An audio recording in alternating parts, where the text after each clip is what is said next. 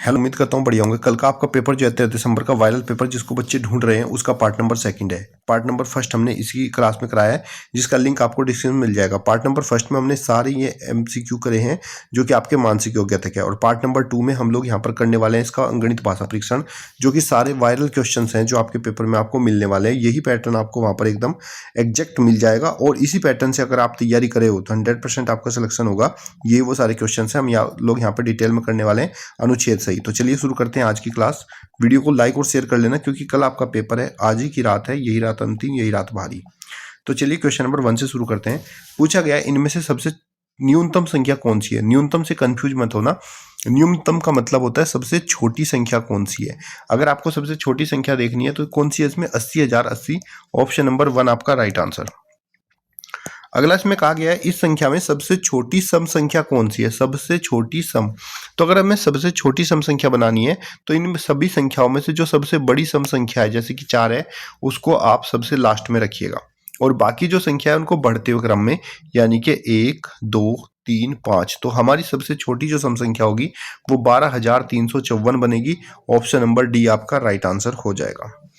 अगला इसमें पूछा है 50 तक की सभी संख्याओं का योग क्या होगा। अगर आपसे पूछा है 50 तक की, यानी कि 1 से लेकर 50 लगातार संख्याओं का योग पूछ रहा है, तो आपको क्या करना है। अगर 50 तक की पूछा है तो आप लिखोगे 50 और उसकी अगली संख्या 51।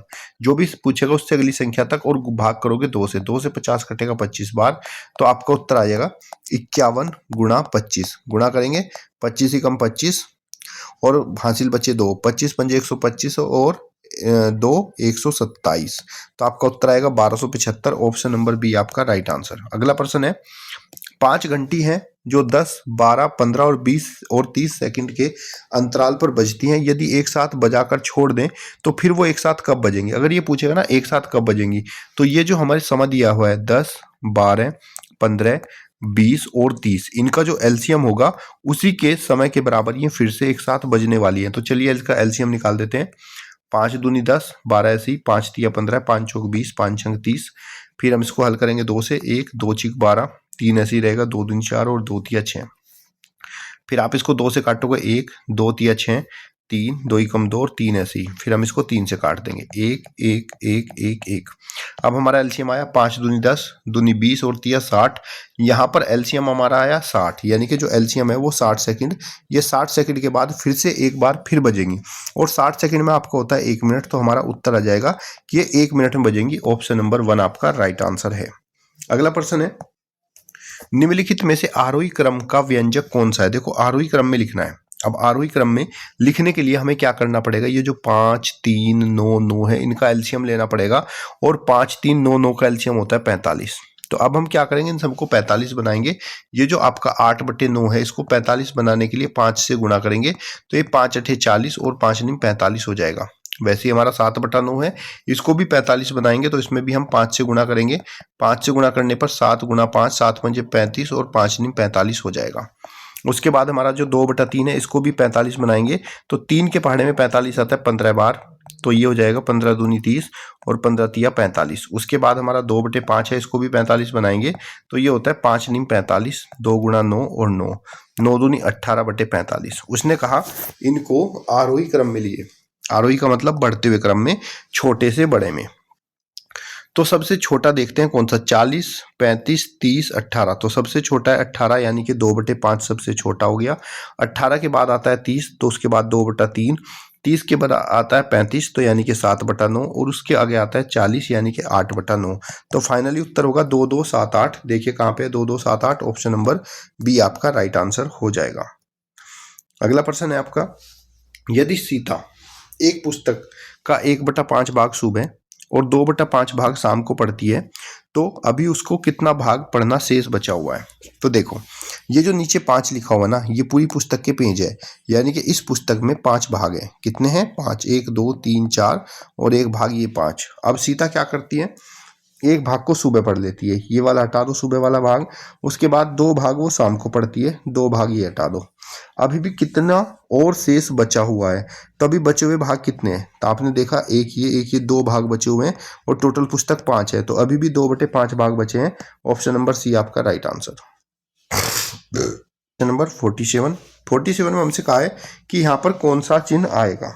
अब इसके लिए क्या करेंगे बच्चे, इसको हमें हल करना होगा। देखो 0 से गुणा हो रही है इस पूरे ब्रैकेट में, ये पूरा का पूरा ब्रैकेट 0 से गुणा करने में 0 हो जाएगा और 15 जोड़ेंगे तो 15 ही बचेगा और साथ में यहाँ पे 27 है। देखो 27 पहले से ज़्यादा है, 2 जोड़ेंगे तो और ज़्यादा हो जाएगा, इसका मतलब ये वाली संख्या बड़ी है, तो यहाँ पर ये वाला चिन्ह आएगा। ऑप्शन नंबर बी आपका राइट आंसर। अगला प्रश्न है 18 को 44 से गुणा करो और गुणनफल में 243 जोड़ दो, अब कुल संख्या 15 से भाग दो तो प्राप्त उत्तर क्या आएगा। तो 18 को 44 से गुणा करो, तो पहले आप क्या करोगे, 44 की गुणा 18 से कर लोगे। 18 चौक 72, हासिल लगे 7, 18 चौक 72 और 7 आपका 79, 792 आएगा।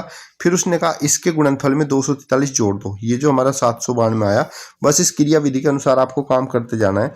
243 इसमें जोड़ देंगे, 3 2 5, 9 4 13, 7 2 9 और 1 10, 1035 है। अब ये कह रहा 1035 को 15 से भाग दो, अब हम यहीं पे सीधा इसको 15 से भाग भी कर देंगे। चलिए 103 है, 15 सिक्के कितना हो गया 90, बचा कितना आपका 3 और 5, कितना बचा आपका 3 और 5 और यहाँ पर बचा 1, तो 15 निम्न 135, तो फाइनली उत्तर आएगा आपका 69। कितना जाएगा 69। अगला प्रश्न देखते हैं। अगला प्रश्न है आपका इसके निकटतम मान बताना है। निकटतम मान क्या होगा, देखो जब आप गुणा करोगे 6 छंग 36 छिक्का 216 तो आ जाएगा 216 और दशमलव 1 2 3 के बाद दशमलव, तो 0.12216। ऑप्शन नंबर बी आपका राइट आंसर हो जाएगा। अगला प्रश्न है आपका 12 और 16 के सर्वनिष्ठ गुणनखंड क्या है, यानी कि ऐसे गुणनखंड बताने हैं जो 12 और 16 के सर्वनिष्ठ यानी कि दोनों में आए। तो अगर हम 12 के गुणनखंड की बात करें तो 12 हमारा 1 2 3 4 6 और 12 के पाड़े में आता है, इन सभी संख्याओं से 12 कट जाता है। और अगर हम 16 की बात करें तो 16 हमारा 1 2 4 और 1 2 4 और उसके बाद 16 हमारा 16 से ही कटता है। अब हमें बताना सर्वनिष्ठ, सर्वनिष्ठ मतलब जो दोनों में है। अब देखो 1 दोनों में है, 2 भी दोनों में है और 4 भी दोनों में, तो हमारे जो सर्वनिष्ठ गुणनखंड होंगे 1 2 4 हो जाएंगे। ऑप्शन नंबर ए आपका राइट आंसर। सर्वनिष्ठ का मतलब होता है ऐसे गुणनखंड जिनसे हमारा 12 भी भाग हो जाए और 16 भी पूरा पूरा कट जाए।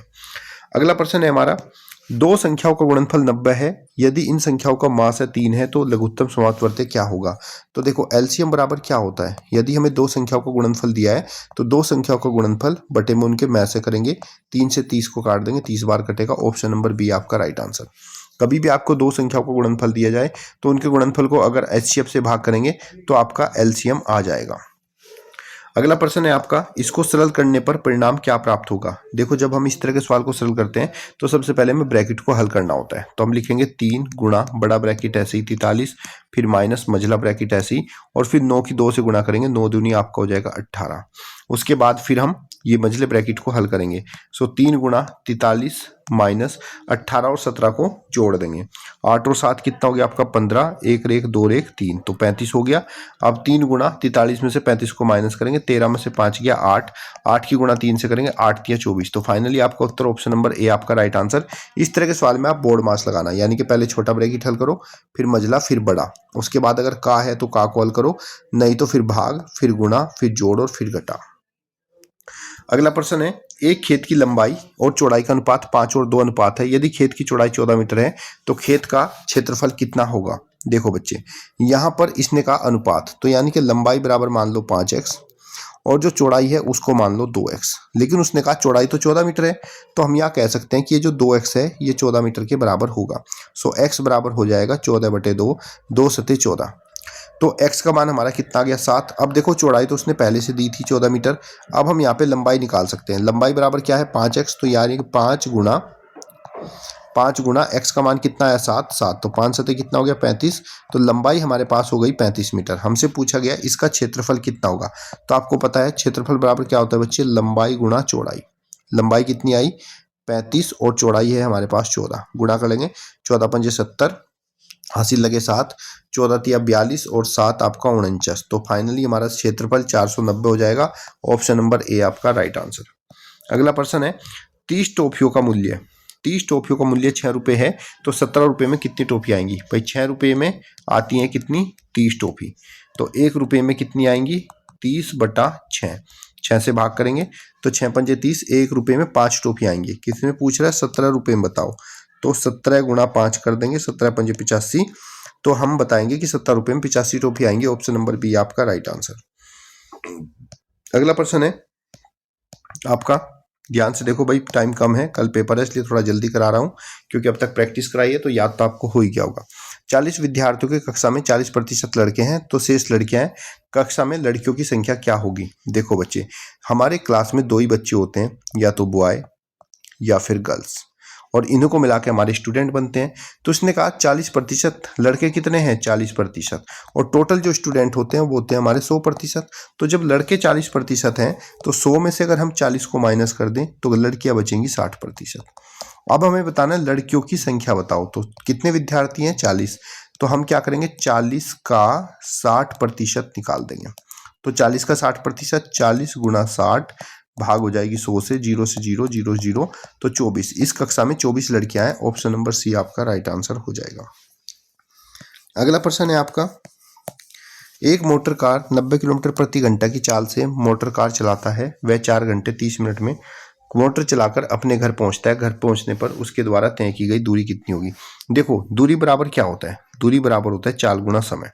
तो हमारी चाल है 90 किलोमीटर प्रति घंटा, और हमारा जो समय है वो 4 घंटे 30 मिनट है। 4 घंटे और 30 मिनट का मतलब होता है आधा घंटा, तो उस हमारे पास 4.5 घंटे है ना, 4.5 घंटे, यानी कि करेंगे 0 से इसका दशमलव हट जाएगा, 9 पंजे 45, 9 तिया 9 चौक 36 और 4 40। तो अपने घर 405 किलोमीटर की दूरी को तय करके जाता है।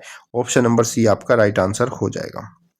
अगला प्रश्न है, एक दुकानदार एक फ्रिज 12,000 रुपये में, जिस पर वह 10% अधिक मूल्य अंकित करता है, लिखे हुए मूल्य पर 10% का कमीशन देता है, तो लाभ और हानि ज्ञात करो। तो देखो, ऐसी कंडीशन में क्या होता है, यहाँ पे 10% अधिक करता है और 10% कमीशन।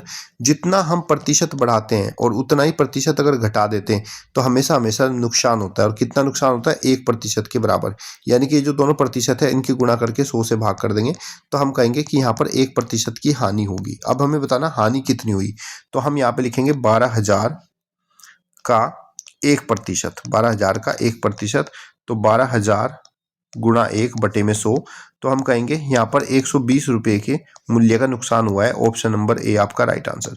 ध्यान रखना, जब किसी में जितना पैसा बढ़ाया जाए उतना ही पैसा कम किया जाए, तो ऐसी कंडीशन में जो हमेशा लॉस होता है, और ये लॉस किसके बराबर होता है, जितना प्रतिशत बढ़ाया उतना ही कम किया, दोनों प्रतिशत की गुणा डिवाइड बाय 100 कर देंगे, और आपको पता चल जाएगा कि आपको 1% का लॉस हुआ। तो जो लॉस हुआ उसी को हम निकाल देंगे, वही हमारी हानि हो जाएगी। उसके बाद है हमारा क्वेश्चन नंबर 58।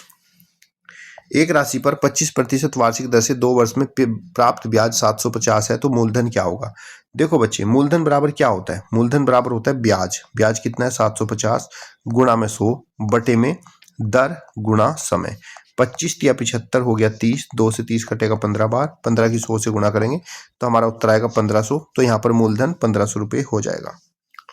अगला प्रश्न है, एक वर्ग का परिमाप है 164 मीटर, तो उस वर्ग का क्षेत्रफल क्या होगा। देखो बच्चे, वर्ग का परिमाप दिया है तो हम वर्ग की भुजा निकाल लेंगे। भुजा बराबर क्या होता है, परिमाप बटे 4। 4 से 164 को काटेंगे, 4 चौक 16, 4 एकम 4, तो हमारा जो भुजा है वो 41 मीटर आ जाएगा।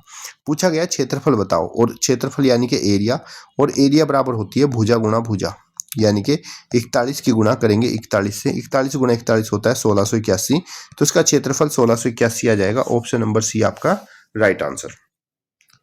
अगला प्रश्न है, एक आयताकार खेत की लंबाई 150 मीटर है और चौड़ाई 175 मीटर है, तो खेत के 3 चक्कर लगाने में तय की गई दूरी कितनी होगी। तो को बेटा, एक चक्कर जब हम लगाते हैं तो एक चक्कर में जो दूरी लगती है वो दूरी उसके परिमाप के बराबर होती है। और आपको पता है आयत का परिमाप होता है 2 गुना लंबाई प्लस चौड़ाई।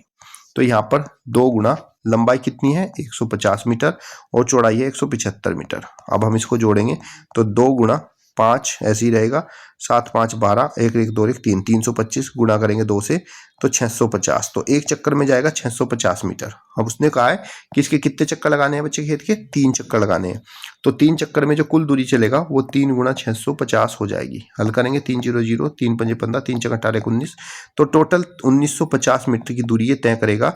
ऑप्शन नंबर बी आपका राइट आंसर हो जाएगा। क्लियर बच्चे। अब यहाँ से आप लोग अनुच्छेद को खुद पढ़िए, और अनुच्छेद को अपना आप पढ़कर इसके जो आपके 4 उत्तर दिए गए हैं, इन 4 उत्तर को मुझे कमेंट बॉक्स में बताएं कितने अनुच्छेद आपने बिल्कुल सही किए हैं, क्योंकि अनुच्छेद भी अपने आप में बहुत ही ज़्यादा खास हैं और अनुच्छेद में बच्चे अक्सर गलती कर देते हैं, तो ये गलती आप लोगों को नहीं करनी, क्योंकि आप लोग तो प्रैक्टिस करा रहा हूँ मैं पहले से ही, और पहले से जो प्रैक्टिस कराई है उस प्रैक्टिस के अनुसार आप हल करके मुझे बताइएगा कौन कौन सा आपका उत्तर आया। तो चलिए, बेस्ट ऑफ लक। कल आपका पेपर है, ध्यान से दीजिएगा, एक क्लास में सुबह को डाल दूंगा।